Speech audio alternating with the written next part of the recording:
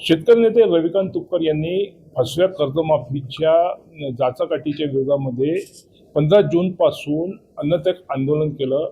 आज त्यांचा 5वा दिवस होता। आज मंत्री गिरीश महाजन यांनी मुख्यमंत्र्यांच्या आदेशाने त्यांचं उपोषण हे थांबवलेलं आहे। त्यांचं उपोषण सध्या स्थगित झालं आहे। ते सध्या जिल्हा सामान्य रुग्णालयामध्ये पुढील उपचार घेत आहे। आपल्यासोबत बोलण्यासाठी रविकांत तुपकर आहे।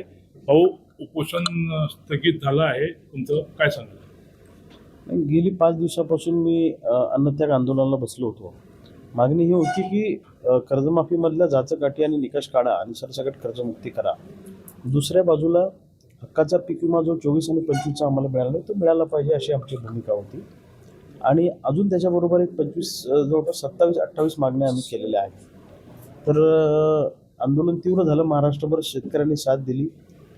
माझी तब्येत खूप खालावली, त्यामुळं सरकारला काही वाटलं असेल, मुख्यमंत्री आणि महोदयांनी जलसंपदा मंत्री गिरीश भाऊ महाजनांना पाठवलं होतं।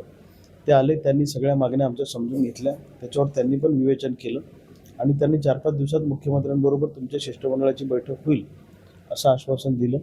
आणि त्या बैठकीमध्ये सविस्तर चर्चा, तुम्ही सांगा तुमचं काय म्हणणं आहे काय नाही समितीसमोर, जी कर्जमाफीची समिती आहे आणि निकष बदल समिती आहे असं। तर आम्ही त्यांना सांगितलं की 5-6 दिवसात तोडगा नाही निघाला, समजा सकारात्मक तोडगा नाही निघाला तर आम्ही आंदोलन तीव्र करणार महाराष्ट्रभर, पण अन्नत्याग नाही करणार, पण राज्यभर लोक रस्त्यावर उतरतील आणि त्या आंदोलनाची धग मोठी राहील असं आम्ही त्यांना सांगितलं। आता बघू काय करतं सरकार, दिलेला शब्द पाळतं नाही पाळतं काय करतात। तुम्ही समाधानी आहात का? तुमची जी शिष्टाई झाली, तुमची जी चर्चा झाली त्याला तुम्ही समाधानी आहात का? नाही, जेव्हा महाराष्ट्रातला शेतकरी सरसकट कर्जमुक्त होईल तेव्हा मी समाधानी होईल। जेव्हा शेतकऱ्यांच्या शेतीमालाला भाव मिळेल मी तेव्हा समाधानी होईल, ज्यांना पीक कर्ज मिळेल तेव्हा समाधानी होईल असं आहे। पण लढाई करताना काही मागण्या मान्य करून घ्यायच्या असतात, टप्प्याटप्प्याला लढाई पुढे न्यायची असते। काही एक टप्पा जिंकला की दुसऱ्या टप्प्याची तयारी करायची असते। हा छत्रपती शिवाजी महाराजांच्या युद्धनीतीचा नियम आहे आणि स्वर्गीय शरद जोशी साहेब जे आमचे गुरु होते त्यांनी आम्हाला आंदोलनाचे तंत्र शिकवलेले आहेत।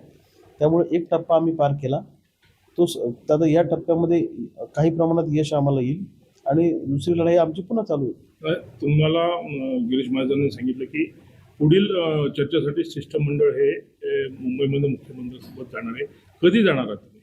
तर त्यांचा निरोप येईल तेव्हा जाऊ ना। त्यांनी स्पेसिफिक डेट नाही दिली, ते म्हणाले की मुख्यमंत्री महोदयांनी मला सांगितलं की डेट आणि वेळ मी नंतर कळवतो, पण 100% आपण लवकरात 4-5 दिवसात मिटिंग करू। किती जण राहतील तसे? ते आता ते म्हणतात 5-6 लोक घेऊन या, तुमची महत्वाचे 5-6 जण राहतील। तुम्हाला वाटते का की शिष्टमंडळासोबत चर्चा समाधानकारक होईल, तुमच्या काही मागण्या मान्य होतील? नाही, व्हायला पाहिजे। आता सरकारने या आंदोलनावरून तो धडा घेतला असेल की याच्यात काही बदल केले नाही, काही समाधान शेतकऱ्यांचं केलं नाही, तर राज्यभर आंदोलन पेटू शकते। शिष्टमंडळामध्ये मुख्यमंत्र्यांसोबत चर्चा करताना 25 मागण्या तुम्ही केल्या, पण प्रमुख तुमच्या मागण्या काय असतील महत्त्वाच्या, ज्या तुम्हाला वाटते की त्या मुख्यमंत्र्यांनी मान्य केल्या पाहिजे? तसं पाहिलं तर त्या जर 27-28 मागण्या आहेत त्या सगळ्याच महत्त्वाच्या आहेत।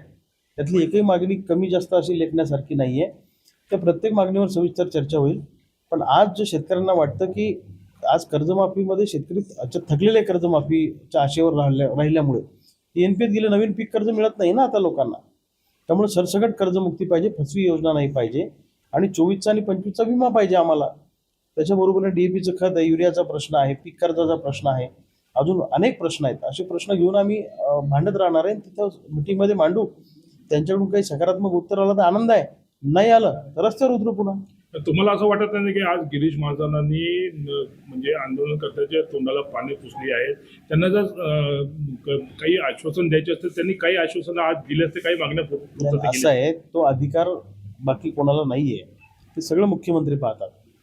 हे सगळे अधिकार निर्णय घेण्याचे मुख्यमंत्री महोदयांकडे आहे। या राज्यातल्या एका कॅबिनेट मंत्र्याला निर्णय घेण्याचा स्वतंत्रपणे अधिकार नाही आहे, त्यांच्या मर्यादा आम्हाला माहीत आहे काय आहे। त्यामुळे मुख्यमंत्री महोदयांशी आणि त्या समितीच्या अध्यक्षाची चर्चा झाल्याशिवाय विषय पुढे जाऊ शकत नाही। तुम्ही आता राज्यातल्या शेतकऱ्यांना काय तुम्ही संदेश देणार? नाही, राज्यातल्या शेतकऱ्यांना मी एवढंच सांगेल की आपल्या अन्नत्याग आंदोलनामुळे हा प्रश्न महाराष्ट्राच्या पटलावर आला। सरकारला हा प्रश्न किती महत्त्वाचा आहे याची जाणीव आपण आंदोलनाच्या माध्यमातून करून दिली आणि सरकारला आपल्याला चर्चेसाठी या प्रश्नावर मिटिंग लावावी लागली, भाग पाडला आपण, हे आपल्या आंदोलनाचं यश आहे। आणि 22 वर्ष झाले आम्ही चळवळीत आहे, त्यामुळे आम्ही सातत्यानं चळवळीच्या माध्यमातून यश कसं पदरात काढून घ्यायचं आम्हाला माहीत आहे. तुमची आता तब्येत सध्या कशी आहे?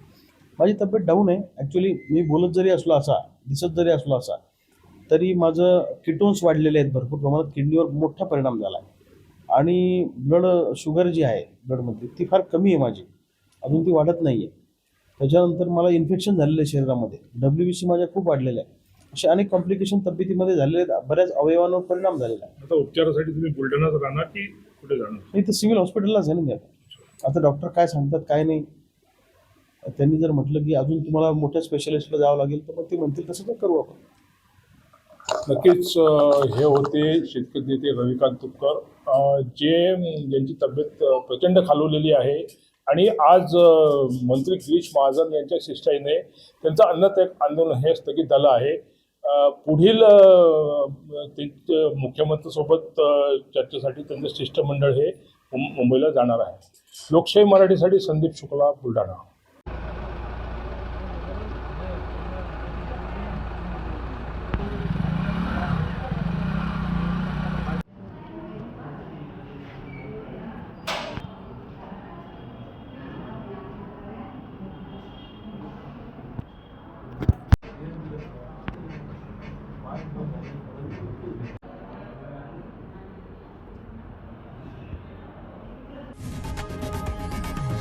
लोकशाही मराठी ऐका, पहा, जागरूक रहा.